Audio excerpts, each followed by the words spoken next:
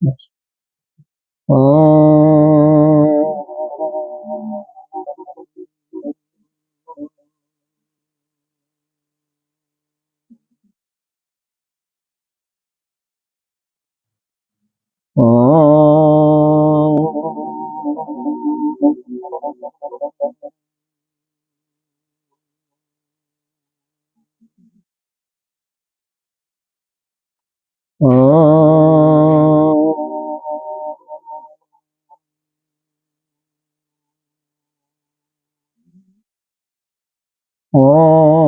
सहनावतु सहनो भुनक्तु सह वीर्यं करवावहि तेजस्विनामधीतमस्तु मा विद्विषावहि। ओम शांति शांति शांति। शंकरं शंकराचार्यं केशवं बादरायणं सूत्रभाष्यकृतौ वन्दे भगवन्तौ पुनः पुनः। ईश्वरो गुरुरात्मेति मूर्तिभेद विभागिनी व्योमवद्व्याप्तदेहाय दक्षिणामूर्तये नमः।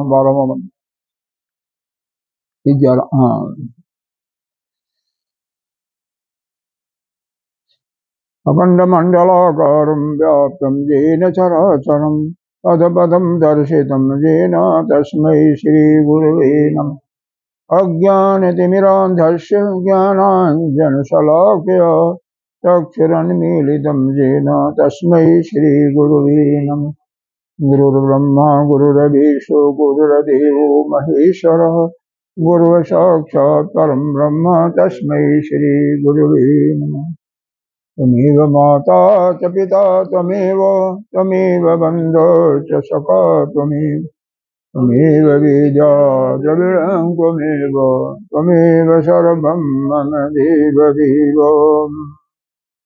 अनंत श्री विभूषित श्री 1008 पंचायती महानिर्वाणी अखाड़ा की अग्रणीय श्रोतीय ब्रह्मनिष्ठ महामंडलेश्वर एवं उत्तर प्रदेश साधु समाज की अध्यक्ष श्री सदगुरुदेव भगवान के चरणों में कोटि कोटि नमन बंधन।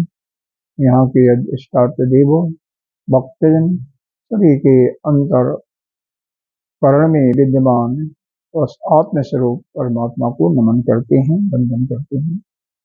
आइए 12वें मंत्र से पाठ करते हैं। नैव वाचा न मनसा प्रातुं शक्यो न शक्यश्चक्षुषा अस्तीति ब्रुवतो अन्यत्र कथं तत उपलभ्यते। अस्तीत्येव उपलब्धव्यस्य सत्यभावेन चोभयो अस्तिते उपलब्धस्य सत्यभाव प्रसीदति। थोड़ा सा 5 मिनट प्रसंग के बारे में बता देते हैं कि इनको तो पता नहीं है ना, तो इनको भी ज्ञान हो जाएगा क्या है। एक ऋषि थे जिनका नाम था वो दालक, कई नाम से वो जाने जाते हैं। उनके पुत्र का नाम था नचिकेता। एक बार वह यज्ञ कर रहे थे जिसमें सभी पर शासन करने के लिए एक यज्ञ होता है, लेकिन जो भी घर अपने पास होता है सब कुछ दान दे दिया जाता है। लेकिन जब वो दान दे रहे थे तो उनके मन में लोभ आ जाता, जैसे सांसारिक मनुष्यों में हम लोगों में लोभ आता है। उस लोभ के फलस्वरूप जो गौओं का दान कर रहे थे, जो अच्छी अच्छी गौएं थे, वो अपना एक ही पुत्र था नचिकेता, उसके लिए अलग करवा दिए नौकरों से या शिष्यों से कह करके। और जो ऐसी गायें थी जो कि अंतिम बार खाना खा चुकी थी, अंतिम बार पानी पी चुकी थी, अंतिम बार वह गर्भ धारण कर चुके थे, अंतिम बार उनका दूध भी निकाला जा चुका था, ऐसी गायें वो दान कर रहे थे। तो नचिकेता, उनका पुत्र जो था 7-8 साल का बालक था, उनके शिष्यों के साथ यह भी पढ़ता था। इसको पूरा वेद का जो पढ़ाते थे पूरा ज्ञान था। तो उसमें प्रतिभा बहुत तीव्र थी, उसने पढ़ा हुआ था, समझा था, उसकी बुद्धि में अकल थी कि जो इस प्रकार के कोई भी चीज दान करता है जो किसी उपयोग में नहीं आ सकता, ऐसा व्यक्ति आनंदी, जहां पर आनंद नाम का चीज ही न हो, ऐसे लोक को प्राप्त करता है, यानी नरक लोक को ही प्राप्त करता है। कोई भी व्यक्ति जो कि दान दे रहा है लेकिन ऐसे चीजों का दान कर रहा है जिसका पुनः कोई उपयोग नहीं है या बहुत लिटिल बिट। गुरुदेव भगवान यहाँ कहते हैं कि कपड़े हुए, जैसे हम लोग क्या करते हैं, हरिद्वार में करते थे, जो पुराने कपड़े थे उसको एक आध बार पहना हुआ, 2 बार पहना हुआ दान देते थे। कहते हैं कि नया कपड़ा दो, दान किसी को करना है पुराना क्यों दे। तो हमें जो है जो भी दान करना चाहिए वह व्यक्ति के अनुकूल हो, जो उसको पसंद हो और बिल्कुल ठीक ठाक हो। ऐसा दान नहीं करना चाहिए जो किसी के काम में हो। उस ऐसा कोई करता है तो उसको नरक में ही जगह मिलती है और कोई लोक नहीं मिलता। ऐसा सोच करके वह पुत्र उनका नचिकेता कि हमारे पिता का कोई अहित न हो, इसलिए पिता से जाकर के पूछता है और वह समझ जाता है कि मेरे लोभ से ही पिताजी ऐसा कर रहे हैं। तो पिताजी से क्या वचन करता है कि पिताजी मेरे को किसको दे रहे हैं। तो पिताजी गुस्सा करके कुछ नहीं बोले, 2 बार किया नहीं बोले, तीसरे बार कहता हूं तेरे को मृत्यु देवता को दे रहा हूं। ठीक है, और फिर वह यज्ञ समाप्त हो जाता है, होता है तो व्रत का टाइम। उसके बाद कहा पिताजी आप गुस्सा मत हो ना, क्योंकि आपका वचन झूठा न हो, क्योंकि आप इस समय यज्ञ वेदी पर बैठे हुए हैं, तो आपके आदेश का मैं पालन करने के लिए अब मैं जम देवता के पास, मृत्यु देवता के पास जाना चाहता हूं और आप मेरे को आशीर्वाद दें। अब इस प्रकार से उसने कहा कि पिताजी के पास कुछ बचा ही नहीं था, विकल्प ही नहीं था, क्योंकि जो कुछ आप बोलते हो उसका पालन अगर नहीं करते हो और जग का अनुष्ठान किए हो, वैसे तो जीवन में कभी भी करो, यानी झूठ बोलते हो सीधी मतलब, तो उससे आपको कष्ट के सिवा और कुछ नहीं मिलना। तो उसने यही कहा कि आपके वचन बेकार न हो जाए, निरर्थक न हो, उसमें आक्षेप न लगा सके, इसलिए आपके वचन को सत्य करने के लिए मैं जम देवता के पास जा रहा हूं। अभी इस समय सुन रहे हो ना, सब मन से निकाल देना कि हमें कहाँ जाना है कहाँ नहीं जाना। वह मन में संकल्प रहेगा तो समझ में नहीं आए, बिल्कुल निकाल दो। यही होता है, ध्यान करने के पहले भी सब निकाल देना चाहिए। अरे यह संसार है ही नहीं, इसमें जो बेकार में हम पड़े रहते हैं कि यह हो जाएगा। अरे अभी अगर मान लीजिए किसी की मृत्यु आ जाए तो क्या करेगा, क्या ले जाएगा, क्यों इसके पीछे पड़े। यह वास्तव में है नहीं, वैसे भी कल्पित है, एक केवल कल्पना है नहीं। यह व्यवहार में सत्ता दिखाई देती है, वास्तव में तो केवल ब्रह्म ही है। अगर जिसका वेद में विश्वास है उसके लिए संसार तो है ही नहीं। जो कुछ है प्रत्येक वस्तु में ब्रह्म ही है और कुछ नहीं, उसके सिवा कोई है ही नहीं, कुछ नहीं। आपके अंदर भी है, उसी के शक्ति से चल रहे, उसी की शक्ति से बोल रहे, उसी शक्ति जा रहे हैं, उसी के शक्ति से सोच रहे, कुछ नहीं। इसलिए जब तक संसार का कोई भी भाव आपके अंदर रहेगा, न आपका मन एकाग्र होगा और न जिस को सुनोगे वह ठीक ठीक ग्राह्य होगा, और न तो खाना पूर्ति नहीं होती है, न तो पूजा में अर्चना में पूरा ध्यान लग जाना चाहिए। आनंद आने लगा तब पूजा, ध्यान में भी उसी प्रकार से, सत्संग में भी उसी प्रकार से। और जो खाना पूर्ति करते हैं कि ये भी कर लूं वो भी कर लूं, उससे उनको कोई लाभ नहीं मिलता है। उनका मन ठीक है, ये हो जाता कि मैंने जो करना था कर लिया, पूरा कर लिया। हाँ, उसे कुछ मिलता नहीं है, कुछ नहीं। कल इसीलिए आपको बताया था, अंत में सब कुछ हो जाए तो अपनी शांत हो जाइए, एकाग्रचित होकर के मनन कीजिए कि हमारी आत्माओं की आत्मा एक ही है और वही ब्रह्म है। ऐसा नहीं करते तो वो भी नहीं देखना, कुछ नहीं देखना, केवल सुनिए बस। सत्संग के समय वक्ता की दृष्टि केवल श्रोता, अरे श्रोता की दृष्टि केवल वक्ता पर होनी चाहिए, उसका कान वक्ता पर ही होना, तभी उसको समझ में आता है। जब अन्य कहीं जगह रहेगा तो समझ में नहीं आएगा। दूसरा चीज, मन संसार में मन अगर अपनी श्रवण इंद्रिय के साथ नहीं रहेगा तभी समझ में नहीं आएगा। जब मन भी रहेगा, श्रोत इंद्रिय भी रहेगा, तभी ठीक ठीक जो बोला जाता है वही उसके समझ में।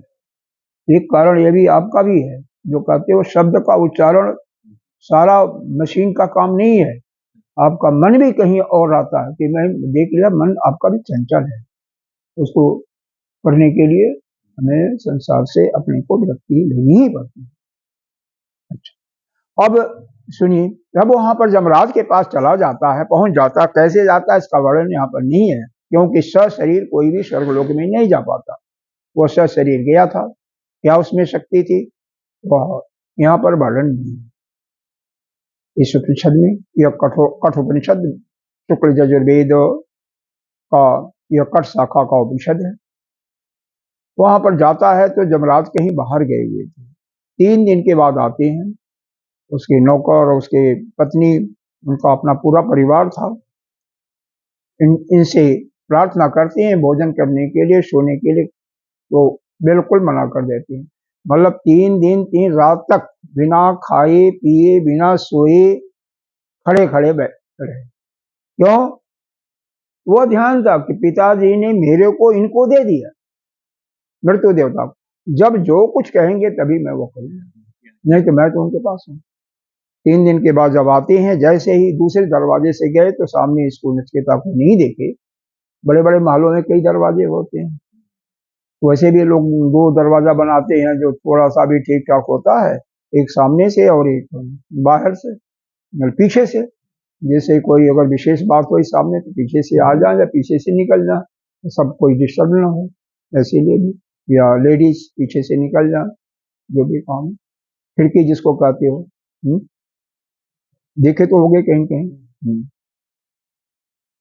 तो जब अपने निवास में अंदर जाता है तो सभी कहते हैं पहले तो आप खुद जल मत पीजिए, पहले जाकर के ब्राह्मण देवता 3 रात से वैसे पड़े हुए हैं, न कुछ खा रहे हैं न कुछ सो रहे हैं, बस केवल खड़े खड़े हैं, पहले उनकी वह करो, नहीं तो बहुत बड़ा पाप लगेगा हमें।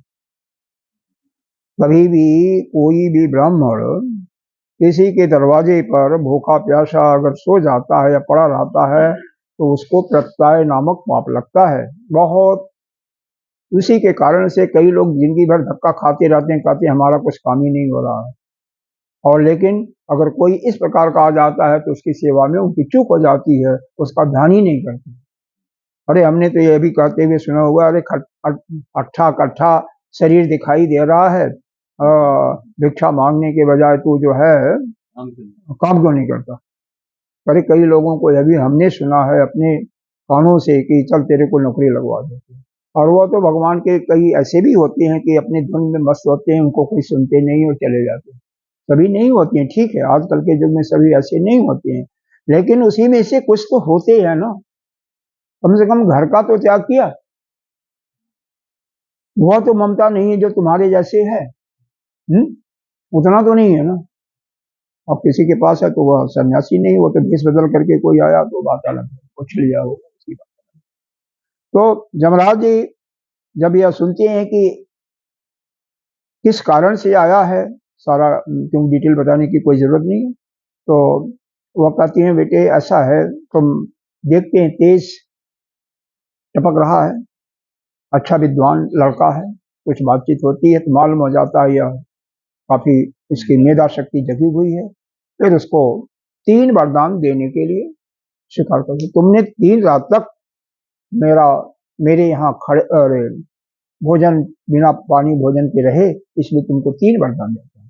तो उसके पहले ही हाथ पैर वगैरह धोना, जलपान वगैरह देना, उनके कहने पर तो सब कुछ ग्रहण करता है, दक्षिणा भी देते हैं सब कुछ, जिसको उसको शांत हो जाए। क्योंकि शांत नहीं होगा ब्राह्मण तो ब्राह्मण का क्रोध अपने आप ही उबल जाए, मन ऊपर से न कुछ कहे तो बहुत बड़ा दोष होता है। और वो भी तेजस्वी ब्राह्मण जो कि साधन संपन्न होता है, ब्रह्मचर्य का पालन किया होता है, हालांकि बालक छोटा था लेकिन उसमें पूरा तेज था, पिछले जन्म के तपस्या का फल था। तो पहला वरदान ये मांगता है कि हे जमराज, जब हमारे पिताजी का जो क्रोध है ना वह शांत हो जाए और सुख की नींद सोए। क्योंकि कोई भी पुत्र अगर चला जाता है कहीं किसी भी कारण से तो उनका नींद तो उड़ी जाता है, अच्छा चिंता हो जाती है, तो उनकी चिंता समाप्त हो जाए। और जब मैं जाऊं, एक ही वरदान में, इसका मतलब आप मेरे को जाने के लिए भी आज्ञा दोगे, दूसरा वरदान।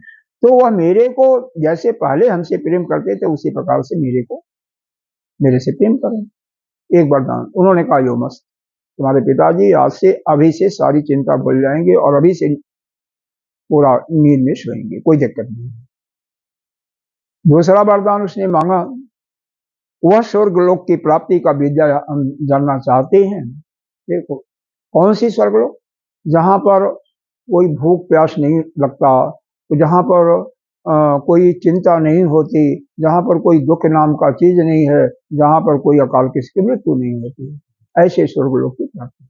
क्योंकि कई बार कई लोग कहते हैं ना व्यवहार में कि स्वर्गलोक यही है जो मालों में रह रहे हैं, जैसे कुत्ता गाड़ी में घूम रहा है उसको स्नान कराया जाता है तो स्वर्ग में है, तो यह स्वर्ग नहीं है। स्वर्ग में जरा भी नहीं होती, वृद्धापन भी नहीं होता है, जो जैसा है उसी रूप में रहता है। देवताओं को देख लो, भगवान को देख लो, कोई उसमें वो नहीं होता।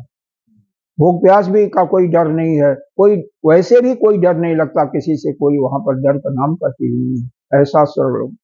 तो यह दो वरदान, उस वरदान को सुनने के बाद वो बताते हैं, उसका उत्तर देते हैं कि किस प्रकार से यज्ञ करना चाहिए, यज्ञ की वेदी कैसे होनी चाहिए, कितने ईंट उसमें लगते हैं, कैसे कैसे बनता है, कौन कौन से मंत्र का जाप करना, पूरा विधि बताते हैं। तो लंबा सा होता है और वेद में है पूर्णमांसा में। तो अब जब पूरा हो जाता है तो कहते हैं नचिकेता ये बताओ, हमने जो बताया है कुछ समझ में आया भी है? क्योंकि ऐसा बताया तो हम लोगों के समझ में तो नहीं आएगा। अब वह 7-8 साल का बालक, मतलब अक्षर बाई अक्षर जैसा उन्होंने कहा था वैसे ही बता दिया। बहुत खुश होते हैं, नचिकेता यह वरदान तो तुमको मैंने दे दिया, ठीक है, बता भी दिया, दे दिया, और ये तुम्हारे अंदर स्थिर भी है। अब मैं तुमसे इतना प्रसन्न हूं, अभी जो तीसरा वरदान पड़ा हुआ है वो तो तुम्हारा है ही है, ड्यू है ही है। उसके अतिरिक्त एक वरदान के रूप में मैं तुम्हें, जो इस विद्या का नाम है, यह नचिकेता, तुम्हारे नाम पर इसका नाम जाना जाएगा, नचिकेता है, ठीक। और साथ ही साथ एक अपने गले का माला जो बहुत ही कीमती था और बहुरंगी था और कई प्रकार की विपदाओं को हरने वाला, सारे प्रकार के विपदाओं कष्टों का, उसको उतार करके उनको दे देते, नचिकेता को पहना, नचिकेता को सौंपा। तो तीसरा वरदान कहते हैं, तीसरा वरदान मांगो। तो कहता है हमने सुना है कि शरीर का जब डेथ हो जाता है तो इस शरीर में से कोई चीज कहीं जाता है, और कुछ लोग कहते हैं वो कुछ भी नहीं जाता है। तो इसका जो विद्या है वो मेरे को बताइए। यमराज कहते हैं यह विद्या तो ठीक नहीं है बताना, मन में ऐसा सोचते हैं, क्योंकि इस विद्या को ग्रह करने के लिए यह योग्य भी है कि नहीं है, उनको यह भी नहीं है कि यह विद्या इस ग्रह कर लेगा, समझ में आएगा, क्योंकि बालक है अभी। इसके लिए साधन संपन्न चतुष्ट संपन्न होना चाहिए, साधन चतुर्थ संपन्न, उसका मतलब विवेक भी होना चाहिए, पूरा वैराग्य भी होना चाहिए, तो सब कुछ है उसके अंदर, सम दम खर्च संपत्तियां का भी उसको पूरा पालन करने वाला हो। सम का मतलब मन पर पूरा, इंद्रियों पर मन से कंट्रोल, दम का मतलब अपने इंद्रियां अगर बाहर विश्व में जाती तो उनको जबरदस्ती कंट्रोल करना, प्रति इस से ऊपर हो जा, निकल जा, कभी भी उसमें समदम के में, मतलब इंद्रियां मन मतलब उसके बस में रहें, कहीं उससे बाहर ना जाए। और तितिक्षा मतलब इसमें जो कष्ट होता है उसका भी सहन करे। श्रद्धा शास्त्रेषु गुरु वाक्येषु सत्य बुद्धिया, गुरु और शास्त्र के वाक्य में सत्य बुद्धिया जो होती है उसी को श्रद्धा कहते हैं। और अंतिम था समाधान। समाधान का मतलब अपने चित्त को परमात्मा में जोड़ देना। और अंतिम था मुमुक्षुत्व, मुमुक्षु की भावना भी हो। तो यह सब संपन्न गुण तो था ही।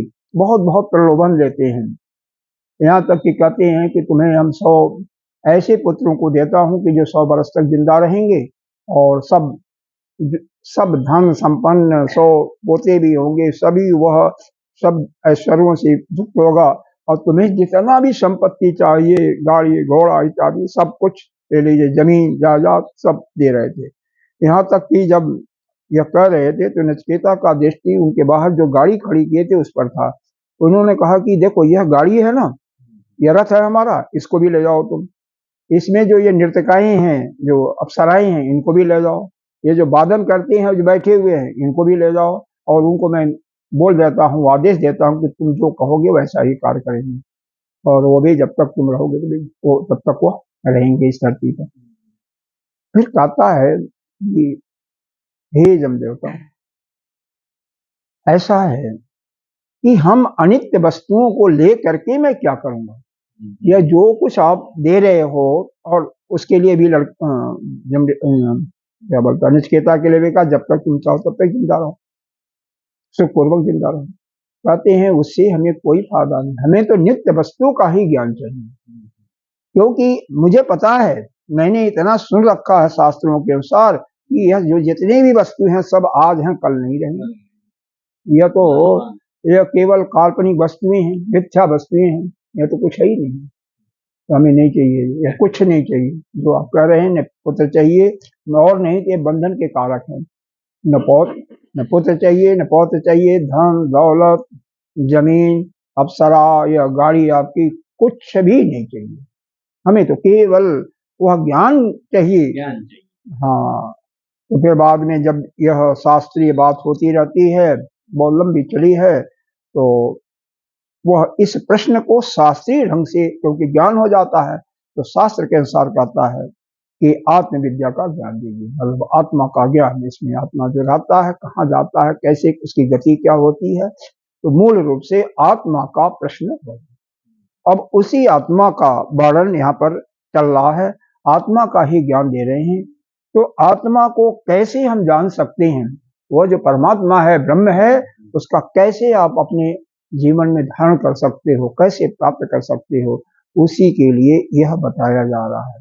तो यहाँ पर जो बताया गया है, यह योग की एक विधि है।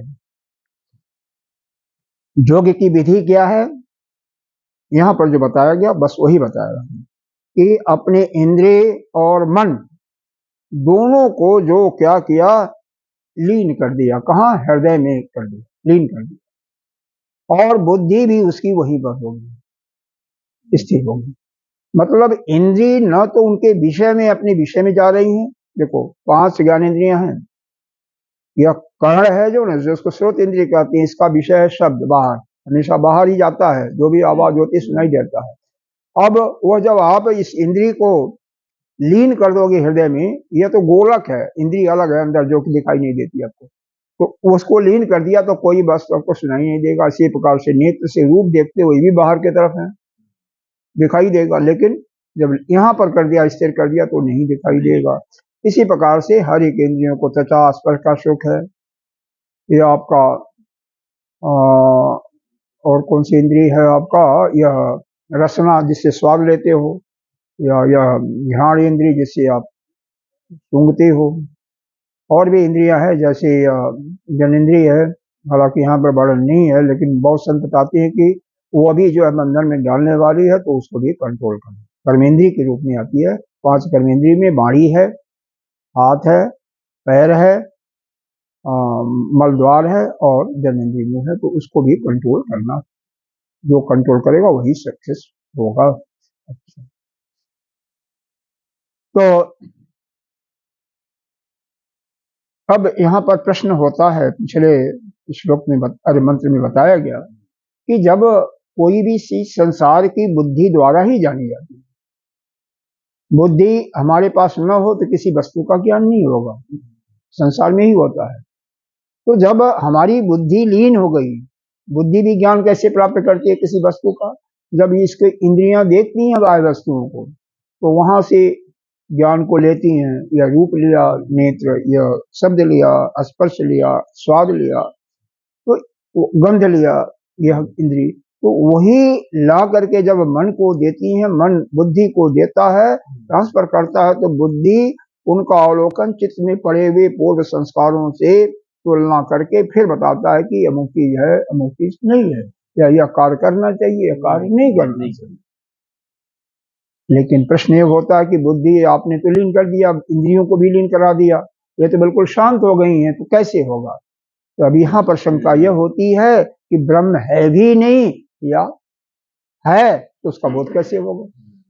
तो उसी का बोध का यह विज्ञान बताया जा रहा है कि नैव वाचा, अब यहाँ पर वाचा शब्द दिया वाणी, न एव वाचा, वह वाणी से जाना नहीं जा सकता। वाणी का मतलब ये जो बोलते हो, और यही नहीं बल्कि पांचों कर्म इंद्रियों को लगा लो इसके साथ में, हाथ से, पैर से, मल द्वार से और जनेन्द्रिय मुंह से, इन पांचों कर्म इंद्रियों से उसको आप नहीं जान सकते। न मनसा, मन से भी नहीं जाना जा सकता। और चक्षुषा, चक्षुषा का मतलब यहाँ पर पांचों ज्ञान इंद्रियों को ले लो, श्रुत इंद्रिय को ले लो, कर्ण को भी ले लो, चक्षु तो है ही है, फिर घ्राण को भी ले लो, रसना को भी ले लो, और त्वष्ट इंद्रिय को। तो मतलब यह है कि यह जो दसों इंद्रियां आपकी हैं, इन इंद्रियों से या मन से उस वस्तु का ज्ञान नहीं कर सकते, क्योंकि ये सारी इंद्रियां किससे काम करती हैं? उसी के शक्ति से काम करती हैं। ये नाहु मनसो मनसो मतम, मतलब उसी के शक्ति से यह मन और जितनी भी इंद्रियां हैं सारे काम करती हैं, मन भी और इंद्रियां भी, प्राण भी उसी के शक्ति से काम, नहीं तो प्राण आपके शरीर के अंदर काम नहीं करेगा। कौन है वह? वही चैतन्य शक्ति है, वही ब्रह्म की आत्मा के रूप में है विराजमान, सर्वत्र है पूरी सृष्टि में, तो उसी के शक्ति के अनुसार ये काम चल रहे हैं।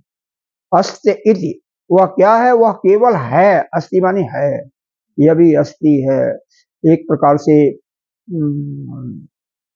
विधि वाक्य है, आदेश सूचक शब्द है कि वह अस्ति इति, वह है।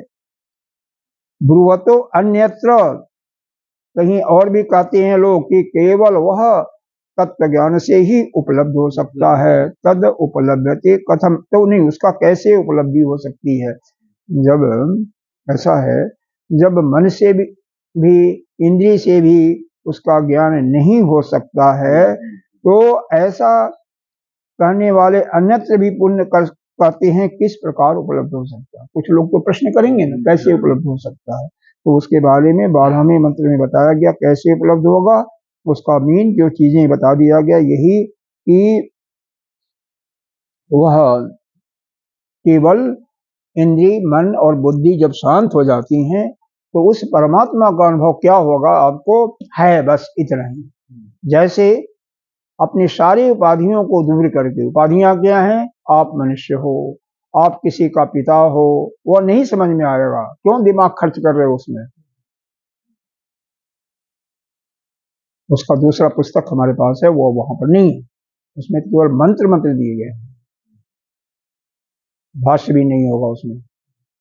बेकार में अगर नहीं बैठना तो जाओ अपना कमरे में सो जाओ, वो सबसे अच्छा। नहीं, बेकार में अपना इधर किताब देखो, कोई फायदा नहीं है।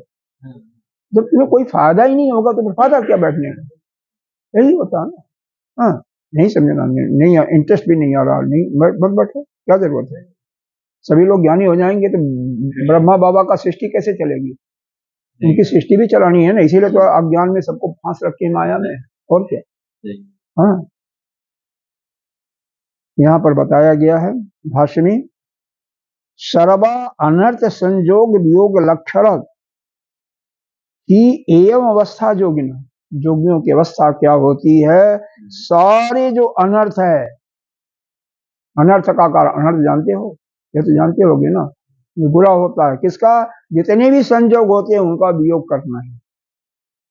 जितने भी संजोग होते हैं, संजोग का मतलब जो साथ में होते हैं, जो जिसका जोग हो रहा है, जिनसे संजोग हो रहा है, जैसे माचिस का तिल्ली से संजोग हो रही है तो माचिस में लाइट निकल जाती, जल जाता है, तो उसका वियोग कर दो, इसी को योग करती है।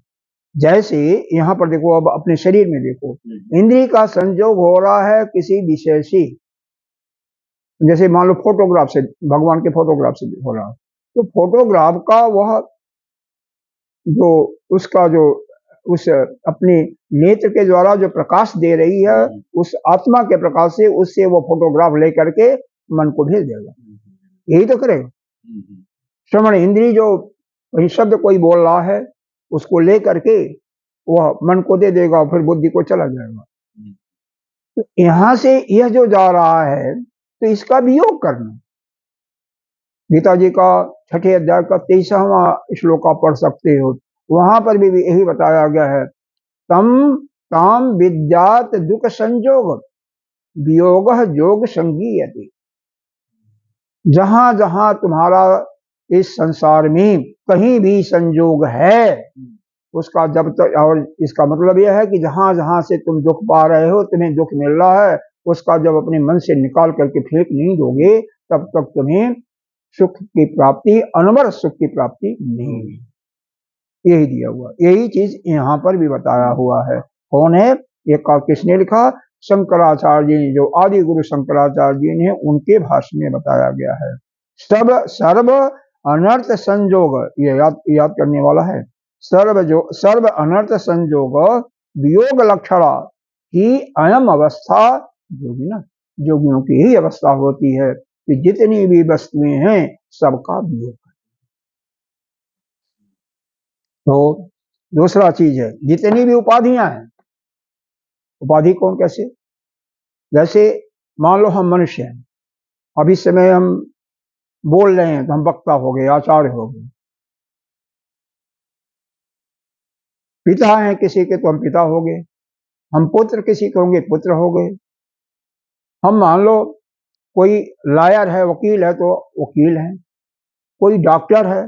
जितनी भी उपाधियां हैं, घर में बैठे हम घर वाले हो गए, घर के मालिक हो गए, सबको जब निकाल के फेंक दो, कोई उपाधि से मुक्त होता है, बिल्कुल उपाधि रहित। इसका भी हाँ, इसमें मंत्र में यह क्या बताया है,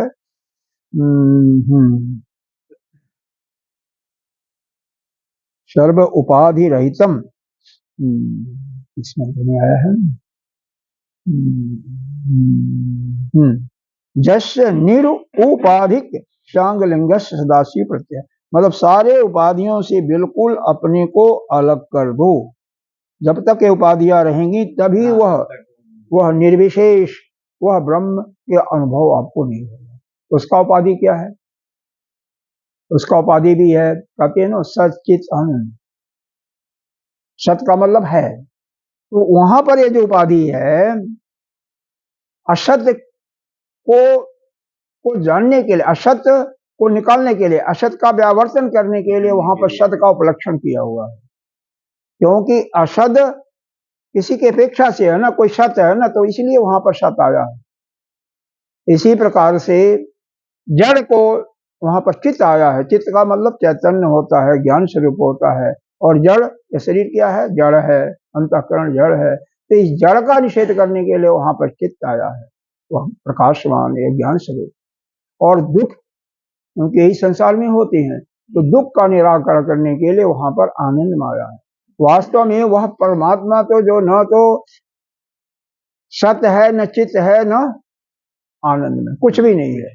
वो तो कुछ भी नहीं है, वो तो न कुछ करता है न धरता। हाँ, यह सोपाधिक ब्रह्म लोग है ना, यह सब कुछ करने वाला, यह सर्वज्ञ भी है, सर्वेश्वर, यही सब कुछ करता है, यह तो है।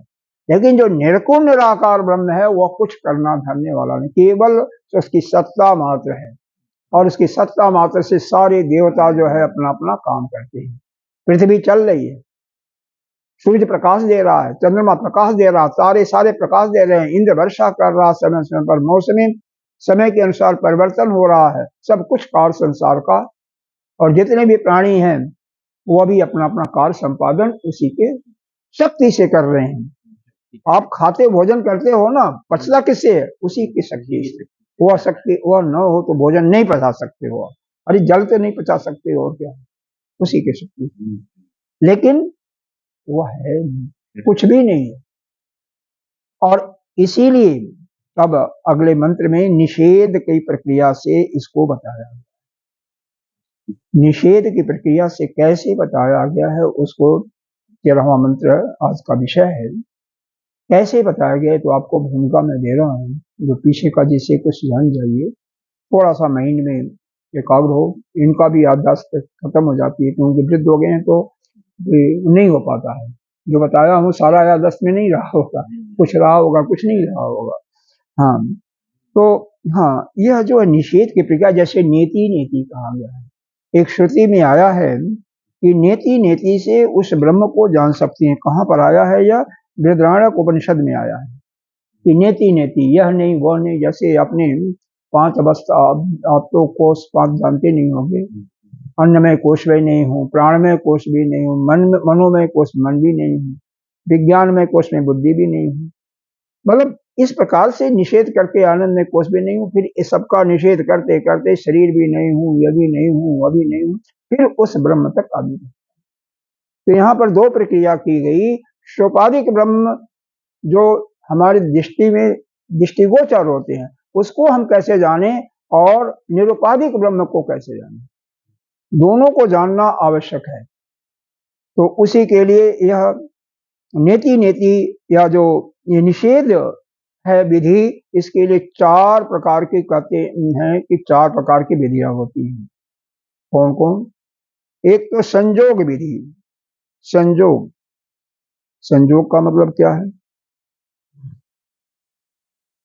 हाँ, संजोग विधि है ना। हाँ, संजोग, संजोग निषेध, संजोग निषेध है। फिर आपका है विशेष का निषेध, और फिर समवायी निषेध, और या समवाय निषेध कहो, और चौथा है सामान्य निषेध।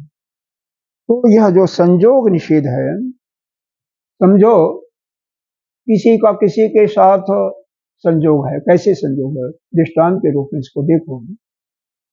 जैसे हम भोजन बनाते हैं, भोजन बनाते हैं तो बिना गैस के और गैस के ऊपर जब कोई बर्तन रखा जाएगा, जब दोनों का अग्नि का और उस बर्तन में जो रखा हुआ है, जल रखा हुआ है या दूध रखा हुआ, उसका संजोग होगा तभी तो होगा। तो उसका भी निषेध कर दो, अग्नि को बंद करो तो कुछ नहीं होगा ना।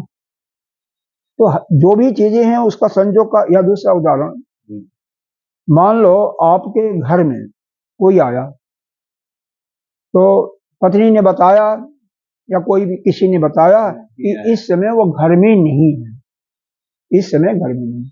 इसका मतलब क्या हुआ? इस घर में तो वह रहते हैं लेकिन अभी वह कहीं और है, तो जो संजोग है उसका निषेध होगा। दूसरा चीज है विशेष का निषेध। विशेष का मतलब कोई गुण है आपके अंदर, जैसे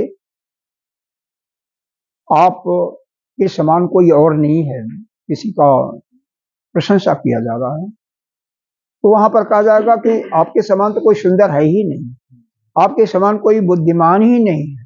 तो जो गुण है उसका निषेध किया जा रहा है, ठीक है ना। आपके समान तो वक्ता कोई नहीं है, इस प्रकार से गुणों का निषेध किया जा रहा है। ये दूसरा इस प्रकार से, क्योंकि हमें निषेध करना है इसको। यह जो निर्गुण और निर्गुण और निराकार ब्रह्म है, निरुपाधिक ब्रह्म है, उसमें किसी प्रकार का कोई संयोग है ही नहीं। सब समवाय संबंध, समवाय निषेध। समवाय निषेध का मतलब कोई किसी के साथ जुड़ा हुआ है, जैसे अंग हमारे जुड़े हुए हैं, ऐसे कोई भी वस्तु है, जैसे कपड़ा ले लो, कपड़ा यह जैसे है पहने हुए, हम पहने हुए हैं, यह किसमें है? इसमें जो तंतु होते हैं कपास का, वह बिल्कुल इसके साथ जुड़े हुए हैं। उसको अगर निकाल दो, कपड़ा के नाम की चीज नहीं रहेगी। मिट्टी के जो बर्तन होते हैं, मिट्टी को निकाल दो, मिट्टी का बर्तन बिल्कुल साफ हो जाएगा। हाँ, केवल मिट्टी ही हो जाएगी, सब खत्म हो जाएगा। मिट्टी निकाल दो, बर्तन नाम का कोई चीज नहीं रहेगा। चाहे घड़े को फोड़ दो तो भी मिट्टी नहीं, मतलब वो मिट्टी ही बन जाएगा। और अगर मान लो पका हुआ तो चूरा बन जाएगा। चूरा बनने के बाद में कुछ दिनों के बाद मिट्टी हो जाएगा। शरीर ही है, मिट्टी में डाल दिया, तो क्या बन जाएगा, अंत में मिट्टी ही बन जाएगा। कुछ सालों की प्रक्रिया लगती है।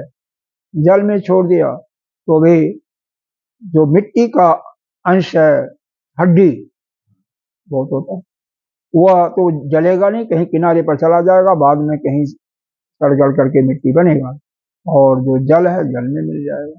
हर एक जितने भी तत्व हैं उस तत्व में मिल जाते हैं। तेज तेज में मिल जाएगा, आकाश आकाश में, वायु आकाश। तो ये सारी प्रक्रिया होती रहती है। अंतिम एक संयोग है सामान्य निषेध। सामान्य चीजों का जो निषेध है वह कर लिया। सामान्य निषेध तो एक साधारण निषेध जो करते हैं उसके बारे में तो जानते ही होंगे। सामान्य निषेध, सामान्य रूप से निषेध कर दिया कि जैसे आप इस हमारे कॉलोनी में कोई ऐसा उदंड व्यक्ति नहीं रहता है, कोई वो क्या कहते हैं उसको, उपद्रववादी, उग्रवाद कोई नहीं है। मतलब सबको उसको सामान्य रूप से पूरे हिसाब से निषेध कर दिया। तो ये जो निषेध प्रक्रिया है उस ब्रह्म को जानने के लिए, निरुपाधिक ब्रह्म को जानने के लिए आवश्यक होती है। और यहाँ पर इस 13वें मंत्र में बताया है किस प्रकार से उसका निषेध करके तभी जाकर के उसको स्वपाधिक को भी निषेध करना है और निरुपाधिक के रूप में, दोनों को। क्योंकि स्वपाधिक ब्रह्म की उपासना करने से आपको मुक्ति नहीं मिल सकती है जब तक निरुपाधिक ब्रह्म की आप नहीं जानोगे। निरुपाधिक ब्रह्म को जानने के बाद ही मुक्ति मिल सकती है। उसीलिए यह मंत्र आपका यहाँ पर आया है। समय थोड़ा सा है, चलो मैं जल्दी जल्दी करता हूँ, क्योंकि यह बिना समझाए हुए आगे आप नहीं समझते। आगे देखिए मंत्र में क्या है। 13वां मंत्र, अस्ति इति एव उपलब्धव्य तत्भावेन चोभयो। यह जो आत्मा है ना, इस प्रकार से उपलब्ध करना चाहिए, ऐसे जानना चाहिए। उपलब्धि मतलब जानना, ज्ञात। तो यहाँ पर है कि वह जो निर्गुण है उसको कैसे जाना चाहिए, तत्व के रूप से, तत्व ज्ञान के रूप से, तत्व की दृष्टि से उसको जान सकते। क्योंकि उसका तो कोई किसी प्रकार न तो गुण है, न कोई आकार है, न कोई रूप है, न कोई वह कर्म करता है, कुछ भी तो नहीं है। तो उसको जानने के लिए जो है आप कैसे जानोगे, केवल तत्व भाव से ही, तत्व के दृष्टि से ही उसका ज्ञान करना चाहिए, और कोई जरिया नहीं है। और जो सगुण है, सगुण सोपाधिक है, सोपाधिक ब्रह्म है, उसको तो जो लक्षण बताए गए हैं लिंग, उसके आधार पर उसको जान सकते हैं, सगुण निराकार। क्योंकि वह जो गुण बताए गए हैं वह जहां पर उपलक्षित होता है उसके तरीके से जान सकते हैं कि वही सर्वज्ञ है। वह कौन है, ईश्वर है, जिसको भगवान कहते हो। ईश्वर सोपाधिक ब्रह्म है, सगुण है, लेकिन निराकार दिखाई तो नहीं देता ना।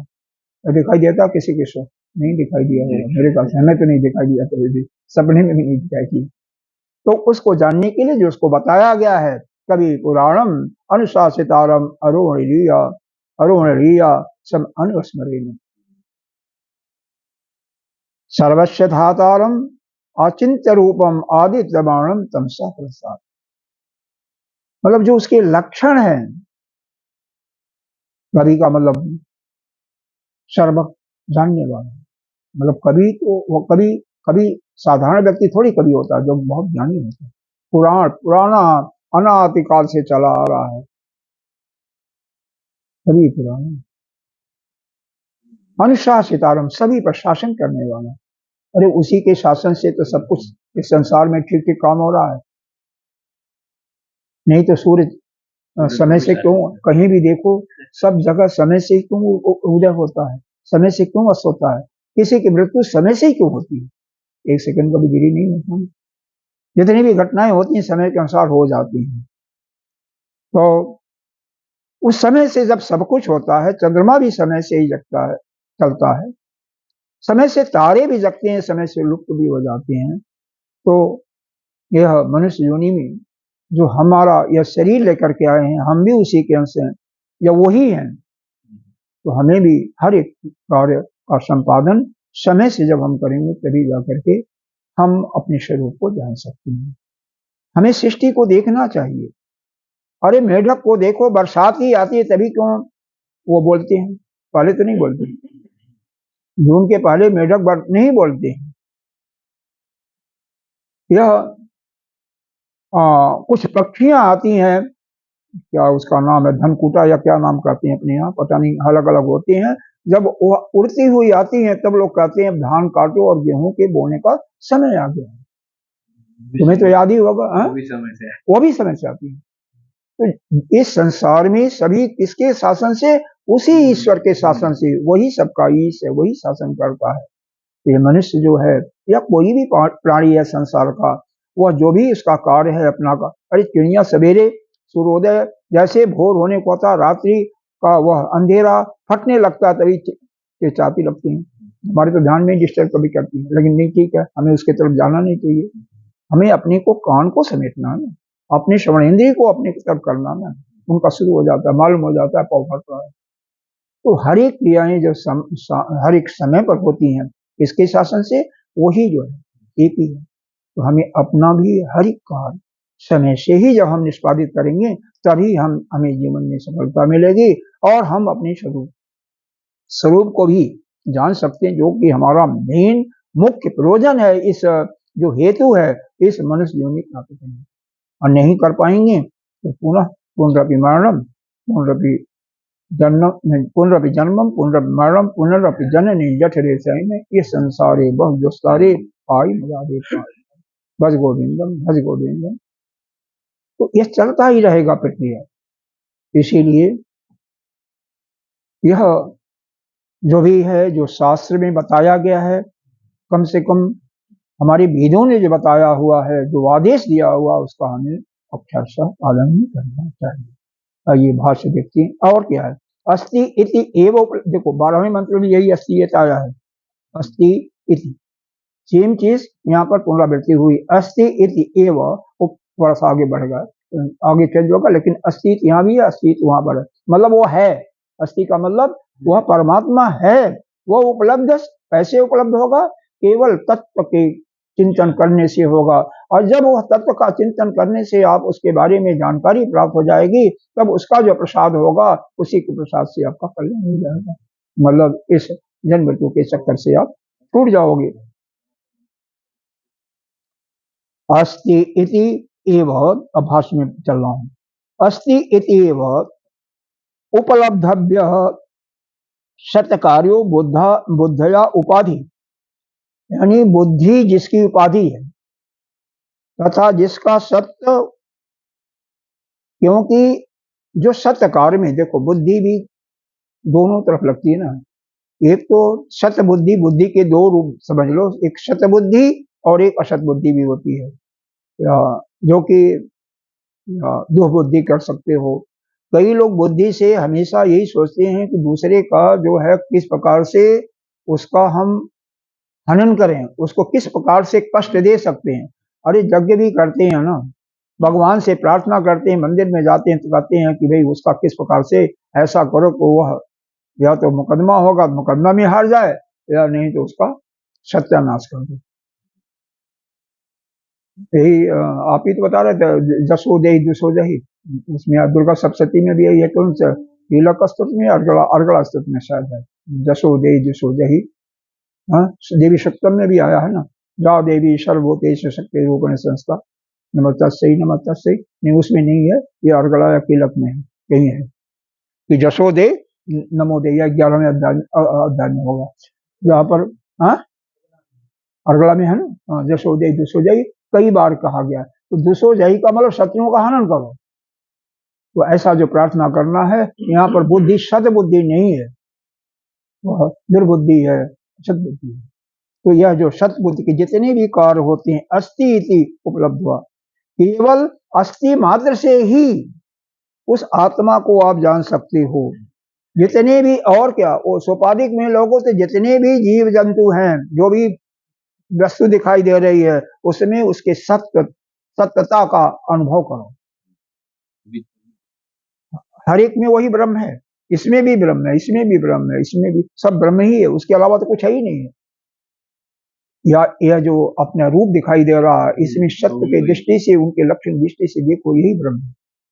और निरुपाधिक दृष्टि से तो वह तो कुछ नहीं है, वह तो बस है, बस है।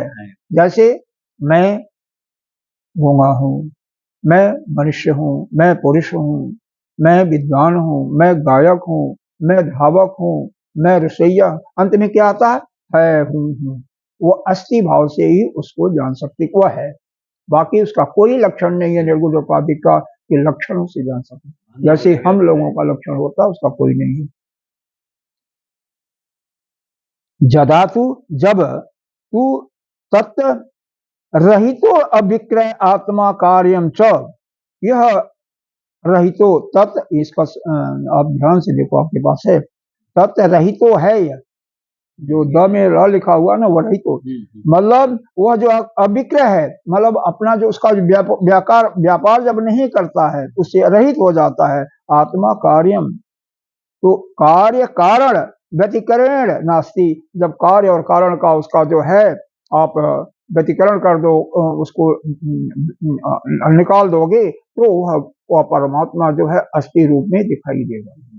अस्थि रूप में वह है, दिखाई नहीं देगा, सिर्फ अनुभव होगा। दिखाई किसको देगा? बुद्धि से तो वह गम्य ही नहीं है, क्योंकि जो इंद्रियों के पकड़ में नहीं आता, इंद्रियां जिसको नहीं जान सकती हैं उसको आप कैसे जान सकते हो? वह तो बस उसका केवल ही अनुभव की वह है बस।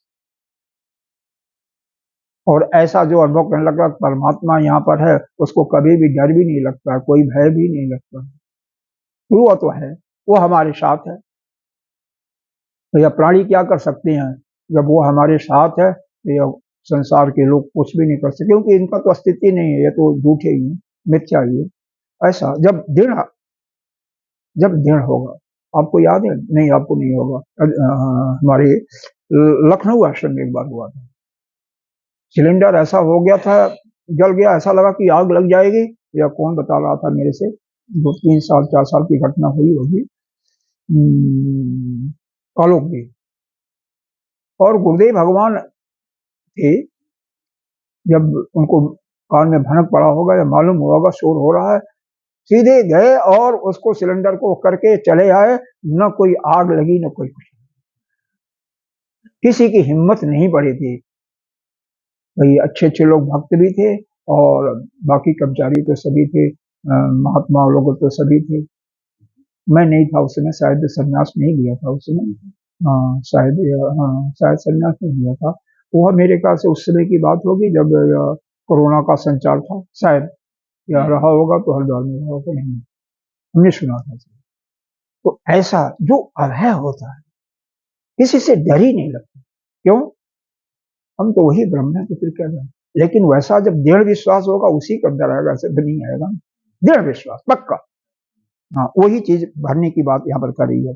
अब यहाँ पर छंदोपनिषद में आया है, वाचारंभणा विकारो नामधेन, नाम और रूप का जो यह किसी को हम पुकारते हैं, अभिधेय मतलब जिसको पुकारते हैं उसको कैसे पुकारते हैं? मान लो तुम्हें पुकारना हो, तुम्हारे नाम से पुकारेंगे, उसको पुकारना हो तो किसके नाम से पुकारेंगे? ओमकार शब्द दे दिया, तो यह राम के नाम से पुकार रहे हो, कृष्ण के नाम से, राधे के नाम से, तो ये कोई बुलाने वाला नाम, यह केवल वाणी का एक विकार है, ये कुछ नहीं है। वाचारम बड़ा विकारो नामधेयम, नाम रूप का ये विकार है केवल। मृतिका इत्येव सत्यम, जैसे घड़ा है, घड़ा में सत्य क्या है? मिट्टी ही सत्य, मिट्टी के अलावा कुछ भी सत्य नहीं है, बाकी इसको फोड़ दो, अंत में मिट्टी। अभी 10 बजे के अंदर ही बंद कर देता हूँ, 10-5 मिनट और लगेगा। श्रुते तदा जस्य निरुपाधिक शालिंगस्य सत सदाति प्रत्यय विषय त्वर्जित स आत्मनस्व तत्वभावो भवति। कह रहे हैं जब इसका जिस समय निरुपाधिक अलिंग, मतलब जब यह जो उसका उपाधि है ना, किसी का नाना प्रकार की उपाधि अभी जिक्र किया था मैंने, उपाधि को हटा दो, उतार दो कि मैं पुरुष हूँ, मैं स्त्री हूँ, मैं ब्राह्मण हूँ, मैं क्षत्रिय हूँ, मैं शूद्र हूँ, मैं पढ़ा लिखा हूँ, मैं सब कुछ उपाधि हटा दो। तो उसके बाद जो उसी प्रकार से ब्रह्म का भी हटा दो, सारी उपाधि हटा दो, तो जो वह निर्विशेष ब्रह्म होगा ना, जिसका कोई लिंग नहीं होगा, हाँ, सात लिंग से सदा प्रत्यय विषय वर्जित, सारे जब उपाधियों से वह वर्जित हो जाएगा से आत्म तत्व भाव, तो वही तत्व भाव के रूप में आपको महसूस होता है, वो केवल अस्थि के रूप में और कुछ नहीं। बाकी तो उसको आप जान ही नहीं सकते। यह किसका उत्तर दिया जा रहा है? उस ध्यान की प्रक्रिया का जो योग में बताया गया है कि मन बुद्धि और इंद्रियों को जब आप लीन कर लो हृदय में तो उसका अनुभव करोगे। तो वहां पर प्रश्न आया था कि जब ये सब लीन हो जाएंगे, संसार के विषयों का ज्ञान हमें बुद्धि इंद्रिय के द्वारा ही होता है, तो हमें कैसे अनुभव होगा? तो कह रहे हैं कि अरे भाई, उसका बुद्धियों के द्वारा तो ग्राह्य ही नहीं है, वो तो केवल है सत्ता मात्र, बस यही अनुभव है। बस वो आप महसूस करो कि है और कुछ नहीं। उसकी व्याकरण कर सबको हटा दो, उपाधि को। विषय तत्वर्जित, जो यह जितने भी विषय हैं, तो विषयों से जब रहित हो जाता है तभी आत्मा की प्रतीति होती है। न कोई विषय, न कोई उपाधि, इन सब से जब है वह हो जाता है निरुपाधिक अलिंग, जिसका कोई लक्षण भी नहीं है और न तो कोई उसका विकार है, विषय है, तभी वह तत्वभाव से मौजूद होता है। तत्भावेति, तत्व रूप से ही आत्मा को आप उपलब्ध करना चाहिए। यहाँ पर आपको आदेश दिया जा रहा था, तेन च रूपेण आत्म उपलब्ध इति अनुवर्तते। तो उस आत्मा का अनुभव केवल तत्व रूप से आप कर सकते हो। किसको? निरुपाधिक ब्रह्म का। सोपाधिक ब्रह्म का तो उसके लक्षण दिए हुए हैं। वह सर्वज्ञ है, सबका धातर है, सब धातारम है, सबका पालन करने वाला, सबका ईश करने वाला, उसके तो लक्षण है। लेकिन वह जो परम ब्रह्म है उसका कोई लक्षण नहीं है। उसी प्रकार से अपना आत्मा कुछ नहीं करता है, उसी वह कुछ नहीं करता है। लेकिन ये सोपाधिक ब्रह्म जिसको ईश्वर कहते हो, तो सब कुछ सारा काम करता है, बिना उसके तो काम चलेगा ही नहीं। अब यहीं पर इसको हम घंटा हो भी गया, तो लगभग इसको छोड़ देते हैं, वैसे भी समाप्त नहीं होगा। ओम पूर्णमिदः पूर्णमिदं पूर्णात् पूर्णमुदच्यते पूर्णस्य पूर्णमादाय पूर्णमेवावशिष्यते। ओम शांति शांति शांति शांति।